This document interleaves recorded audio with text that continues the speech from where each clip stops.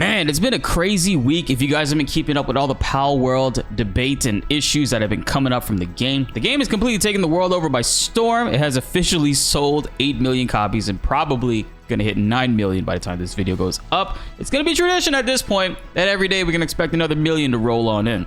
But officially, Nintendo has made a statement in regards to Palworld and clarified that they're going to be looking into this, but they did it in kind of a hilarious way. We have to check it out. For more Palworld updates and awesome guides, hit that subscribe button and notification bell to stay up to date and help raise that 38% even higher. Now that being said, let's get into this video. Shout outs to Wario64 for bringing this to our attention, but basically the Pokemon Company released a statement regarding Palworld, and it reads as, "We have received many inquiries, snitches, regarding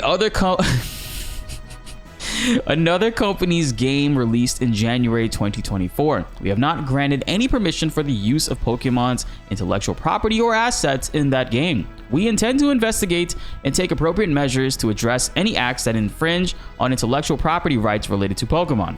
We will continue to cherish and nurture each and every Pokemon in its world and work to bring together the world through the Pokemon in the future." How about you guys work on your community and fix your games, man? Get them working over 15 frames per second, and I think the fans will be happy with that. No, seriously, the Pokemon releases over the last couple of years have been very inconsistent. Now, Pokemon Arceus, what do you guys say? Pokemon Arceus was a solid title and a great step in the right direction. The execution, given the amount of resources that Nintendo can offer the Pokemon Company like Game Freak, etc., they make the most money on the planet. Their media, Pokemon, has made an insane amount of money. The fact that they can't get the same amount of budget or help that Nintendo gives Zelda and Mario, Smash, all these other games, it blows my mind. And they're playing on the same devices, really. I love Breath of the Wild. I love Tears of the Kingdom. But I'm gonna be straight up with you guys. I played it on PC with my purchase copies, and honestly, those games are better in 4K, 60 frames per second. Nintendo hardware just doesn't click with me. Nintendo works best when they move in silence. I mean, they don't normally make announcements whenever they're taking action on something, and typically when they do, they succeed and it works out for them. However, anytime that they've announced that they're going after or they're looking into something, specifically even their own patches and bugs fixes, they don't even follow up with that. So I think with them making this statement is just to satisfy the people that have been reaching out to them and saying, hey, this company's stealing Pokemon ideas. This company has Pokemon in their game. You guys should do something about it. Like actually snitching, which is interesting. So they probably made this statement just to say, hey, we're gonna look into it. Please stop messaging us. We get it. It's also come up that Palworld devs aren't worried about a Nintendo lawsuit. They claim that they have no intention upon infringing upon the Pokemon copyrights or any other company for that matter, and that they've 100% created their game in the most legal of ways. Over the weekend, a big controversy started where people were starting to match up and take actual shots of Pokemon and compare them with in-game Palworld pals. And even like looking at them off rip, you can totally tell that they are, I mean, come on, this is like Electabuzz and Pikachu combined. What is this, Xanadu? This reminds me of Leafeon and Piplup, right? You know, there's so many, like when you look at it, the color scheme, the shapes are very similar. You could totally tell they got inspiration from Pokemon. And the art style really sells it, to be honest. Comparing them with the other ones over here, I mean, it is kind of wild when you look at some of this stuff. Like, okay, first of all, this is Meganium, right?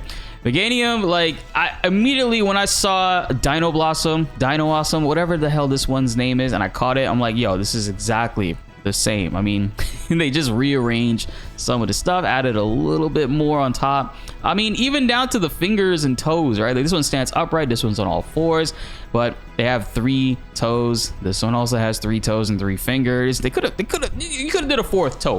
Let's be real. You could have did a 4th or 5th toe. But they did change the colors of the toes. The list just goes on, man. I mean, oh god, look at that. I actually caught this one. This is a really good this is Wixen. This one's really good for your base. It helps with crafting and carrying. Like, it's really good. And of course, Anubis. They have 2 pals in this game that do look very similar to Lucario. The similarities are there. I'm with you guys on that. I totally see it, but that's also part of the reason why the game is selling a lot too.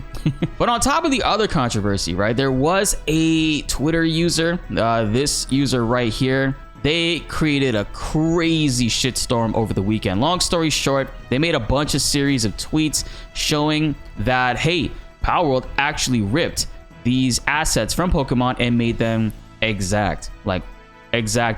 And then they went straight ahead and apologized for that and said that they lied. I feel a little regretful for using exactly. So flippantly here, I was trying to be silly, but I think I gave an incorrect impression. They even admitted to stretching some of the models as well.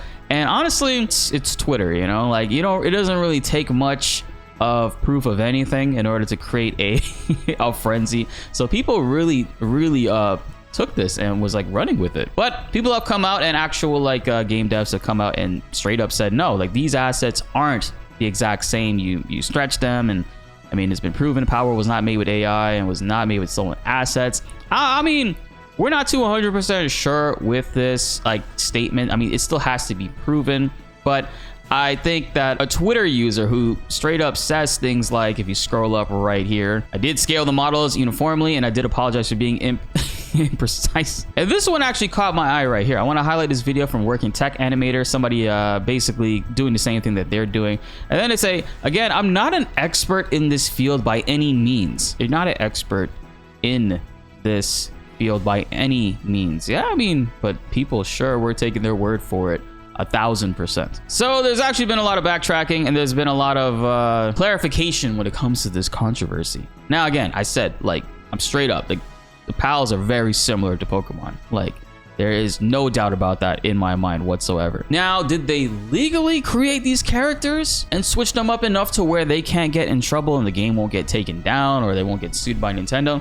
That's left up for the courts to decide, and it's going to be interesting to see how this continues to unfold. Obviously, the Pokemon Company is looking into this right now. Maybe we'll hear some updates in the future, but we'll have to wait and see on that. I mean, when it comes to the modder that put Pokemon in Palworld, that dude got acted on frame 0. Like, Nintendo went straight after that dude immediately, and he even said as much on his tweets that they came after him. Nintendo sent the ninjas after him. And of course, we can't end it without the 8 million copies announcement. So pretty soon, we can expect within a few hours, guys, we can see the 9 million copies in less than 6 days. And also, I'm curious. Now, the peak didn't get higher than 2 million, but it did reach it again, sort of, recently. But it just seems to be that whatever 1400 UTC is, everybody's playing this game. The game's a lot of fun, and I absolutely love how deep the breeding system is, and just so much stuff to do between exploring, creating your bases, playing with your friends, tackling those towers. They actually have legendary pals in here too, which I'm hunting down today. You could breed those legendary ones to boost other stats as well. And apparently there's been 18,000 breeding combinations that have been discovered. So it's just ridiculous to see just how deep this game actually goes and how much fun it is. I've really been enjoying my time with it, to be honest. And honestly, I should have had like 6 videos out this week, but this game has been taking up a lot of my time because after I make these videos, I just move on to the next thing. I also just unlocked my 3rd base finally, so I'm going to be moving things around. Our first base is absolutely horrible, like dog shit. So I'm going to be dismantling that one, moving everything to a better location. And the 3rd base, I'm looking to build it around some coal and sulfur. So this way, we can start to farm some endgame stuff.